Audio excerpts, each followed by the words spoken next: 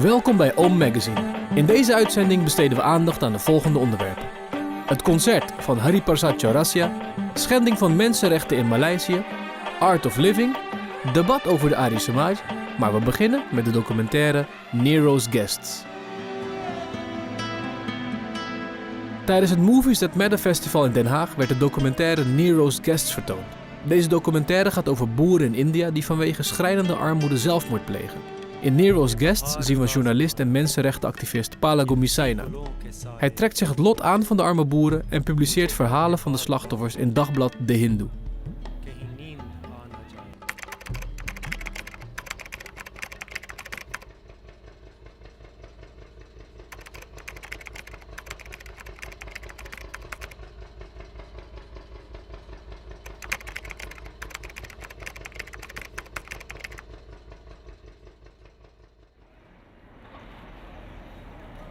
I've been working as a journalist for 30 years and some months now.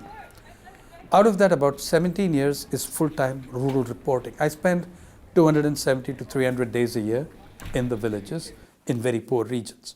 For me, it's very simple. 72% of the population of my country lives in the villages. So obviously, if I have to understand how the country is doing, how society is doing, I have to understand how they are doing. हे साईनाथ साहेब आहे. साईनाथ हे मुंबईचे पत्रकार आहे. इंग्रजी. हाँ, शेखुराव टेंगरे. शुक्राव टेंगरे. और ये आपका पिताजी था? हाँ, हमारे पिताजी थे. तो जाति कौन सा? हमारे एससी. ये इसका कारण क्या था विष्णु? से जो 7 बार रहता खेती का सर, उस पर बोझा था और सोसाइटी का कुछ कर्जा था, बैंक का था. बैंक का कितना? 50 के नज़दीक हो गया, कम होगा. When I was a very conventionally trained journalist, went to a news agency and followed all those doctrines of journalism which always give the last word to authority. I always tell my students and I tell other journalists, our choice is, do we want to be journalists or do we want to be stenographers?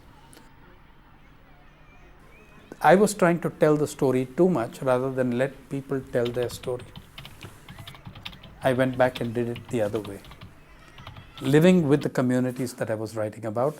By that time, the Indian media were focusing on the top 5%, whom I call the beautiful people.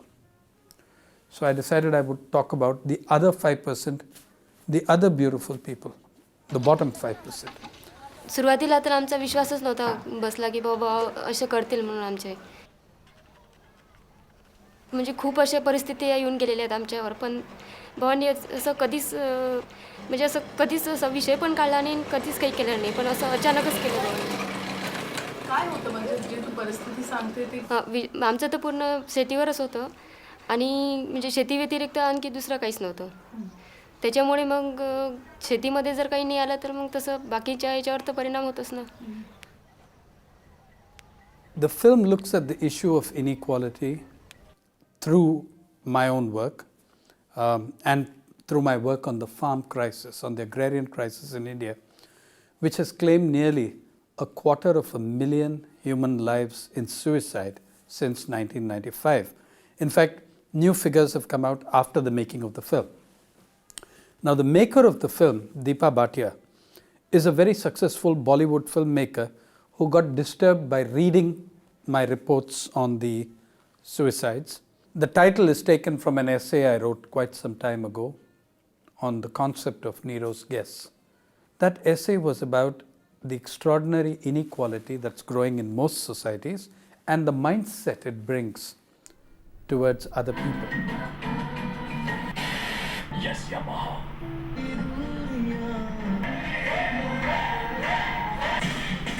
We have fashion correspondents, we have glamour correspondents, we have society correspondents. Not a single newspaper or channel in this country has a correspondent working full-time on poverty.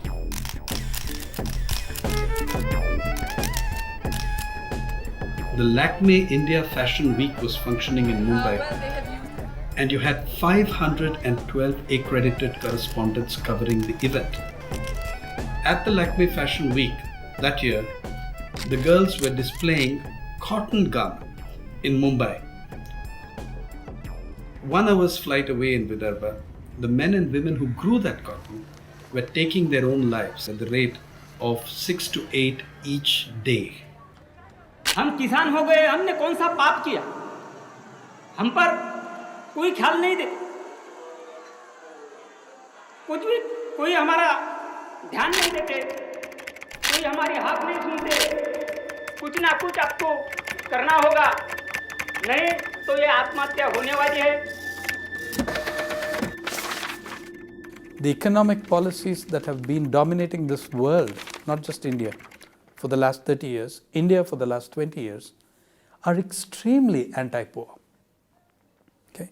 You just look at the 2008 meltdown. The meltdown, the global meltdown did not begin in September 2008. It did not end in January 2010. When 100 other countries were suffering from these kind of policies, it was all fine because the rich were doing well. When Wall Street collapsed, then we called it a global crisis. Okay?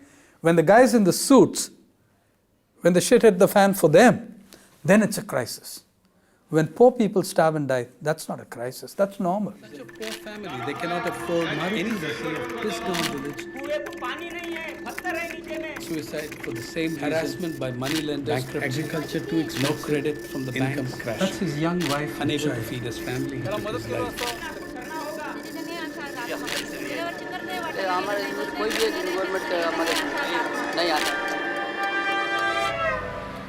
Agriculture should be in the hands of farmers.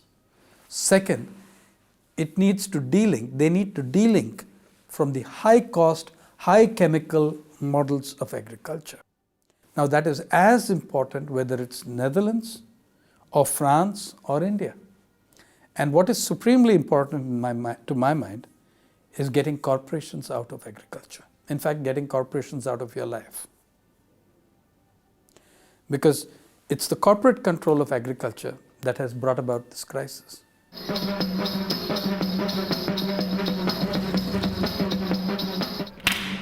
Millions have left the villages as a consequence, searching for jobs that are not there. Countless thousands of families have broken up in the process as different members of families have gone to different venues looking for work.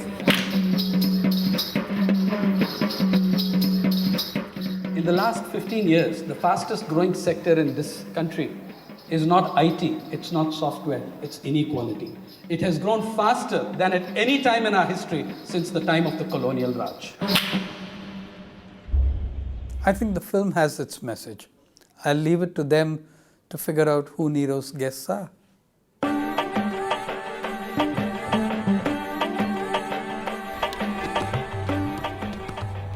Pandit Hari Prasad Chaurasia gaf in Roermond een uniek concert. Met dit concert wil de spirituele organisatie Meru de belangstelling voor de Indiase klassieke muziek stimuleren. Ze geloven dat Indiase klassieke muziek een positieve uitwerking heeft op lichaam, geest en omgeving. Pandit Chaurasia vertelt hoe zijn liefde en toewijding voor de bamboefluit is ontstaan.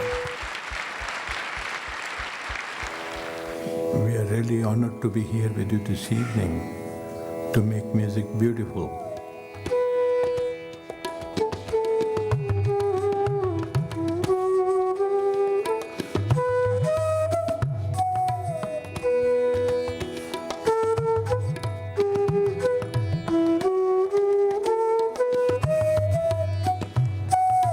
The flute, which is known as Bansuri, and this was created and made by Lord Krishna.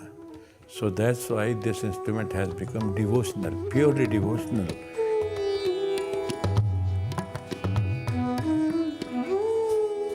Because I used to love music since childhood, and I used to listen to music very much, maybe 18 hours, 19 hours, just music and doing other things also, other activities, but listening music.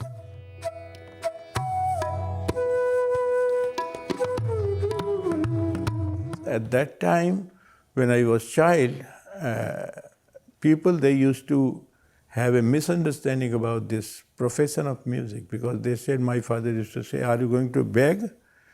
If you want to beg, then carry on with the music. Otherwise, you have to study and you have to make efforts to study different courses. and then you will get job, and then you will get some money to survive. But my love was music since childhood. I used to hide myself to go somebody's house and practice, because if my father comes to know, then he will not be very happy. I was listening a concert through radio in India, and I heard a bamboo flute concert, and I was amazed to see the sound, beautiful sound, and simple flute, as if he was singing through bamboo, the player. So I thought, why not adopt this instrument than other instrument? When I was coming from my school, one guy was playing, one boy, and I thought, wow, if I get this flute, it will be wonderful, and I will also blow this. So he kept the flute. I was following him. He kept the flute on the footpath, and he was drinking water with the tap. And then I saw when he was drinking, I took and yeah, I just wanted to get that flute, and then I got it. And then he was searching here, they did not find.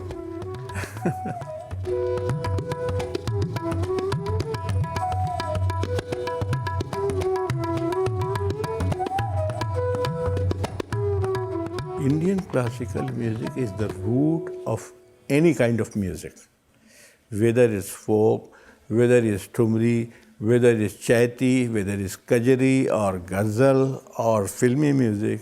You get purified.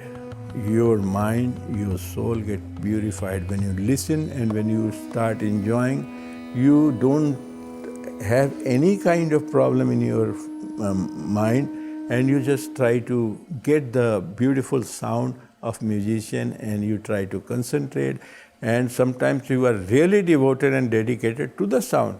You will find one day gods and goddesses in front of you.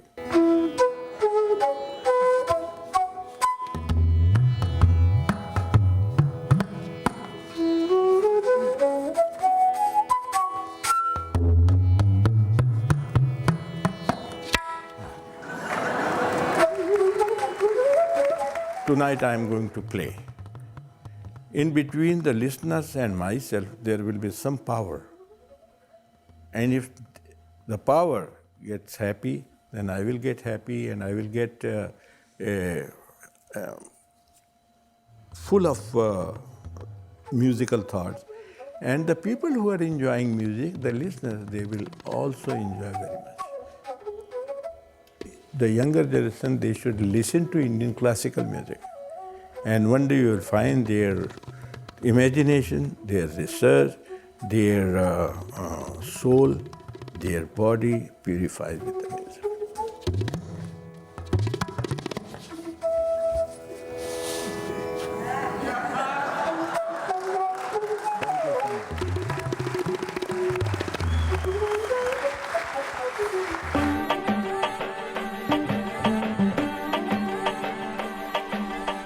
Maleisische Hindoes zijn een minderheidsgroep in het overwegend islamitische Maleisië.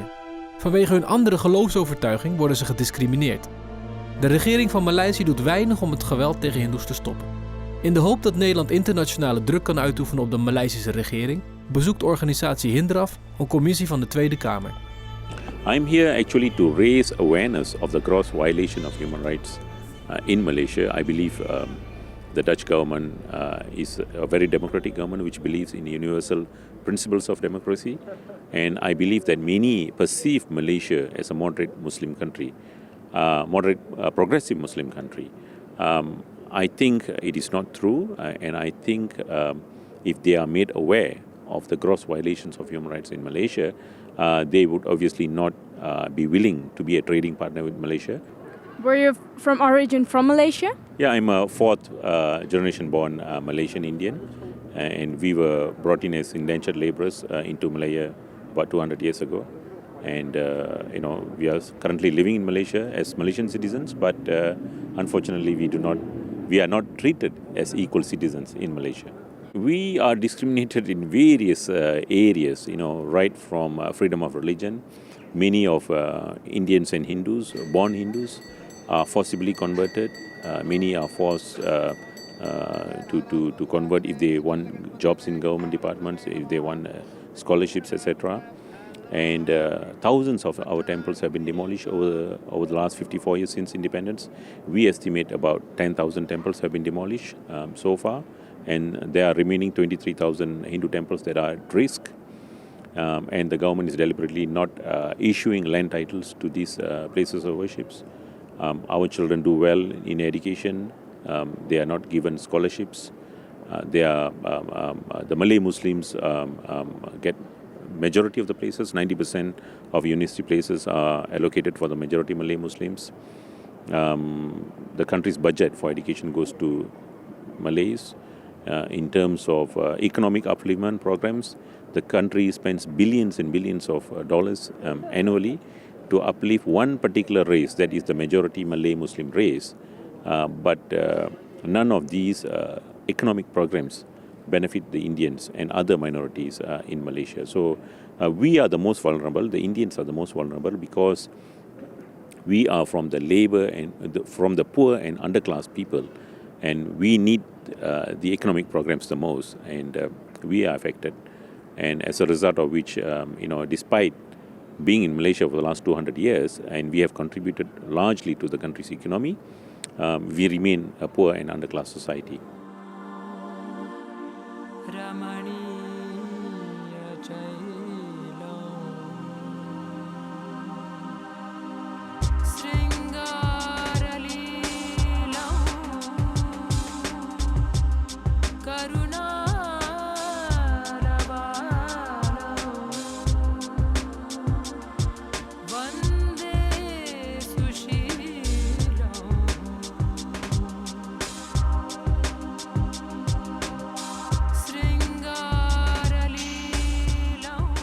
Basically, in 2007, my organization, Hindrav, of which I am the chair, organized a massive uprising. It was the first ever uprising of the Malaysian Indians in Malaysia, where about 100,000 people came to the streets to protest the discriminatory policies of the Malaysian government.